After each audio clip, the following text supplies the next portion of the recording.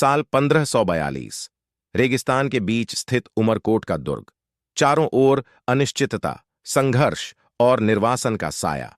इसी कठिन समय में एक बच्चे का जन्म हुआ। नाम था जलाल उद्दीन मोहम्मद अकबर। उसके पिता हुमायूं एक पराजित सम्राट थे, अपना साम्राज्य खो चुके थे और दर दर भटक रहे थे। किसी ने नहीं सोचा था कि यह बच्चा एक दिन भारत के इतिहास का सबसे महान शासक बनेगा। अकबर का बचपन राजमहलों में नहीं बीता। वह पला बढ़ा खतरों, राजनीतिक षड्यंत्रों और लगातार बदलते ठिकानों के बीच। वह पढ़ना लिखना ठीक से नहीं सीख पाया, लेकिन उसके पास थी एक तेज बुद्धि, अदम्य साहस और दुनिया को समझने की गहरी जिज्ञासा। फिर आया वह निर्णायक पल। पिता हुमायूं की अचानक मृत्यु के बाद सिर्फ 13 वर्ष की उम्र में अकबर को सम्राट घोषित किया गया। मुगल साम्राज्य कमजोर था, चारों ओर दुश्मन थे। अनेक लोगों को लगा कि यह बच्चा शासन नहीं कर पाएगा, लेकिन अकबर ने सबको गलत साबित कर दिया। अपने वफादार संरक्षक बैरम खां के मार्गदर्शन में अकबर ने अपने पहले बड़े संकट का सामना किया, हेमू, जिसने दिल्ली पर कब्जा कर लिया था। साल 1556 में पानीपत के दूसरे युद्ध में दो सेनाएं आमने सामने आईं। अकबर युवा था, अनुभवहीन था, लेकिन उसका साहस अडिग था। इस युद्ध में अकबर की विजय हुई।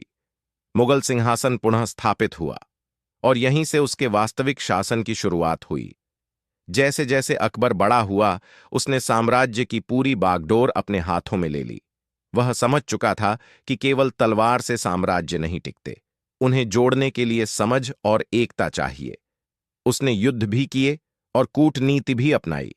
उत्तर और मध्य भारत का विशाल क्षेत्र मुगल साम्राज्य का हिस्सा बना, लेकिन अकबर की सबसे बड़ी ताकत थी धार्मिक सहिष्णुता। जब शासक अपना धर्म दूसरों पर थोपते थे, अकबर ने एक अलग रास्ता चुना। उसने जजिया कर समाप्त किया, हिंदू परंपराओं का सम्मान किया और हर धर्म के विद्वानों को अपने दरबार में आमंत्रित किया।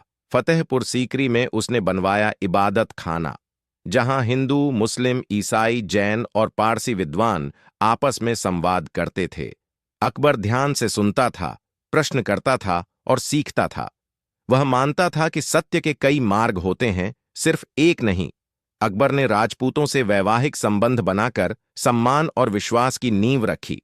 राजपूत योद्धा उसके सबसे विश्वसनीय सेनापति बने, यह साबित करते हुए कि निष्ठा धर्म से ऊपर हो सकती है। अकबर का दरबार नवरत्नों के लिए प्रसिद्ध था। बीरबल की बुद्धि, तानसेन का संगीत, राजा टोडरमल की प्रशासनिक कुशलता और अबुल फजल की लेखनी। आज भी अकबर और बीरबल की कहानियां न्याय और विवेक का प्रतीक हैं। एक शासक के रूप में अकबर अपने समय से आगे था। उसने न्यायपूर्ण भूमि व्यवस्था लागू की, शासन को सुदृढ़ बनाया और आम जनता को न्याय तक पहुंच दी। वह अपने लोगों के बीच जाता, उनकी बातें सुनता और डर से नहीं, संतुलन से शासन करता।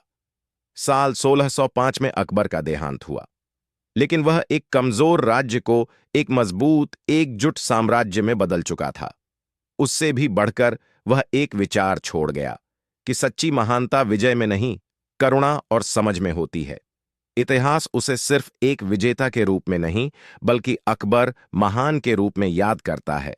एक ऐसा शासक जिसने संस्कृतियों को जोड़ा, भिन्नताओं का सम्मान किया और साबित किया कि सहिष्णुता पर बना साम्राज्य समय की कसौटी पर हमेशा खरा उतर